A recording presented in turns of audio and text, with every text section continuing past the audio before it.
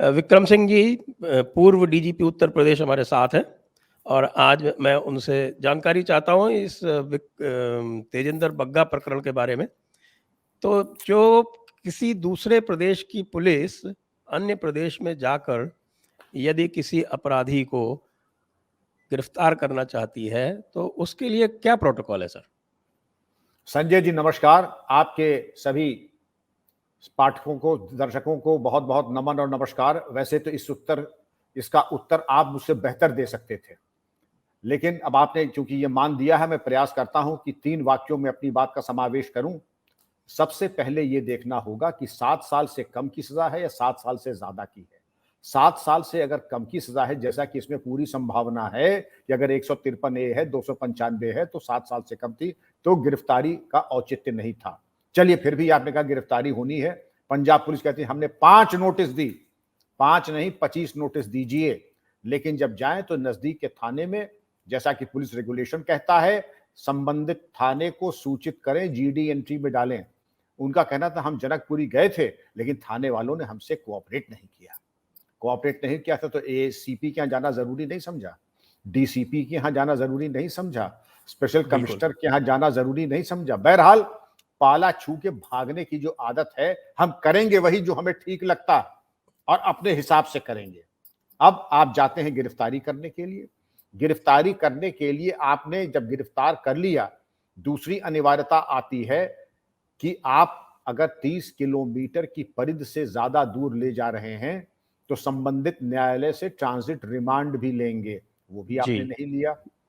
Delhi high court के 2 case laws बड़े महत्वपूर्ण हैं।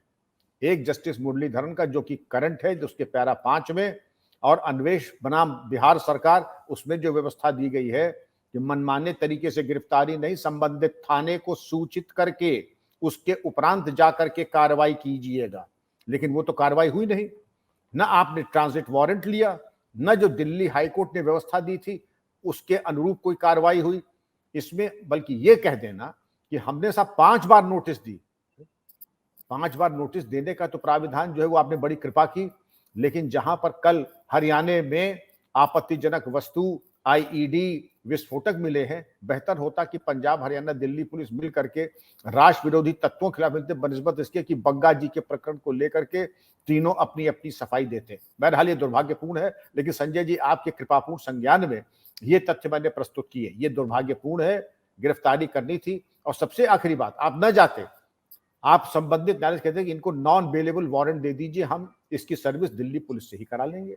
उनके तमाम विकल्प थे, लेकिन जो जल्दबाजी हुई, पटियाला में दंगे हुए, कम से कम उनके मुलजिमों को गिरफ्तार करने का इसका 1% प्रयास करते, वो भी आपने नहीं किया। अब सारी कृपा जो है वो उपकार बग्गा साहब के ऊपर है। जी, और जो दिल्ली पुलिस ने जो एब्डक्शन का केस 452 आईपीसी में जो दर्ज किया है, उसके बारे में क्या आपका सोचना है? संजय जी, जिस वक्त गिरफ्तारी ही अवैधानिक हो गई, तो जो भी उनकी हिरासत में है, रॉन्गफुल रेस्ट्रेंट और कन्फाइनमेंट तो आ ही गया। किडनैपिंग हम भले ही न माने, लेकिन वो पूरी जितनी देर तक वो पंजाब पुलिस की हिरासत में बग्गा साहब थे, रॉन्गफुल रेस्ट्रेंट और कन्फाइनमेंट तो आ ही जाएगा। किडनैपिंग में तो खैर थोड़ा वो दूसरा हो जाएगा, लेकिन केस लिखा जा सकता है। लेकिन चूंकि उन्होंने कर्तव्य के प्रति, अपने कर्तव्य के अनुपालन में इन्होंने ये कार्रवाई की, मैं किडनैपिंग का तो चार्ज नहीं, लेकिन रॉन्गफुल रेस्ट्रेंट और कन्फाइनमेंट का केस तो बनता ही है। जी, आपका बहुत-बहुत धन्यवाद विक्रम सिंह जी। बड़ी कृपा संजय जी, थैंक यू। धन्यवाद सर, धन्यवाद। Thank you.